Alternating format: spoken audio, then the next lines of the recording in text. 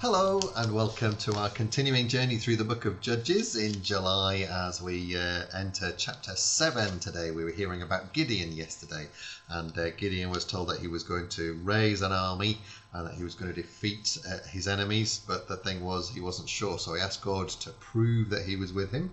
And then when God did prove he was with him by doing what Gideon answered, Gideon said, can you just do that again, but the other way around, just so that I really know that this is going to happen. And God did that too. And now we're in chapter 7 of the book of Judges, a book that we're going to look through together on the 25th of July at Willesden Church, 7:30 in the evening. That's why we're reading it one chapter a day, enjoying these amazing stories through the book of Judges. Chapter 7 today. Here we go. Early the next morning, Gideon and his army got up and moved their camp to Fear Spring. The Midianite camp was to the north in the valley at the foot of Moreh Hill.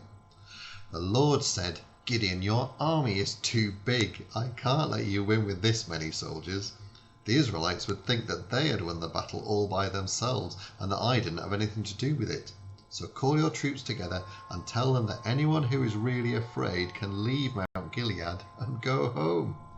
22,000 men returned home, leaving Gideon with only 10,000 soldiers. "Gideon," the Lord said, "you still have too many soldiers. Take them down to the spring and I'll test them.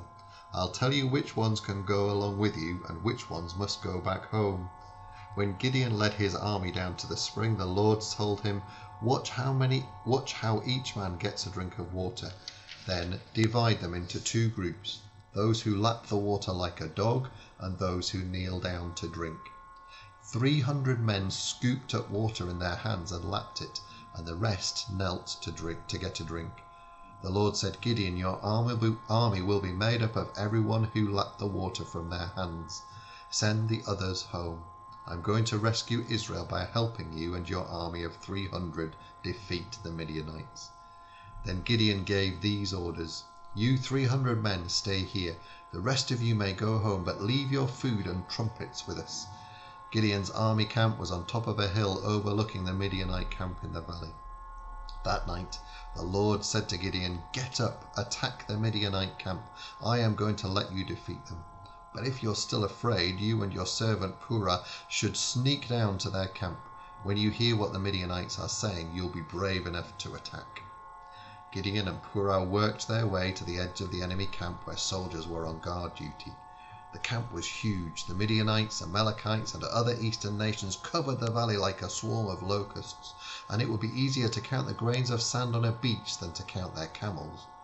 Gideon overheard one enemy guard telling another, "I had a dream about a flat loaf of barley bread that came tumbling into our camp. It hit the headquarters tent, and the tent flipped over and fell down." The other soldier answered, "Your dream must have been about Gideon, the Israelite commander. It means God will let him and his army defeat the Midianite army and everyone else in our camp." As soon as Gideon heard about the dream and what it meant, he bowed down to praise God. Then he went back to the Israelite camp and shouted, "Let's go! The Lord is going to let us defeat the Midianite army." Gideon divided his little army into 3 groups of 100 men, and he gave each soldier a trumpet and a large clay jar with a burning torch inside. Gideon said, "When we get to the enemy camp, spread out and surround it. Then wait for me to blow a signal on my trumpet. As soon as you hear it, blow your trumpets and shout, 'Fight for the Lord! Fight for Gideon!'" Gideon and his group reached the edge of the enemy camp a few hours after dark, just after the new guards had come on duty. Gideon and his soldiers blew their trumpets and smashed the clay jars that were hiding the torches. The rest of Gideon's soldiers blew the trumpets they were holding in their right hands. Then they smashed the jars and held the burning torches in their left hands. Everyone shouted, "Fight with your swords for the Lord and for Gideon." The enemy soldiers started yelling and tried to run away. Gideon's troops stayed in their positions surrounding the camp and blew their trumpets again. As they did, the Lord made the enemy soldiers pull out their swords and start fighting each other. The enemy army tried to escape from the camp. They ran to Acacia Tree Town toward Zeredar and as far as the edge of the land that belonged to the town of Abel Meholah near Tabbath. Gideon sent word for more Israelite soldiers to come from the tribes of Naphtali, Asher, and both halves of Manasseh to help fight the Midianites. He also sent messengers to tell all the men who lived in the hill country near Ephraim, "Come and help us fight the Midianites. Put guards at every spring, stream, and well as far as Beth-barah before the Midianites can get to them, and guard the Jordan River."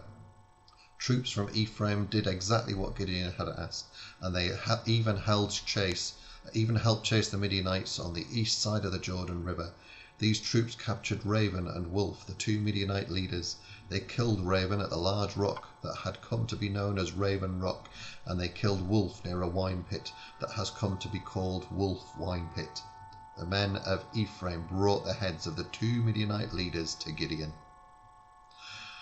Oh my goodness me, what a tale. I just love the way that at the beginning God says to Gideon who is just not really a confident leader, he says to him, "No, your army's too big.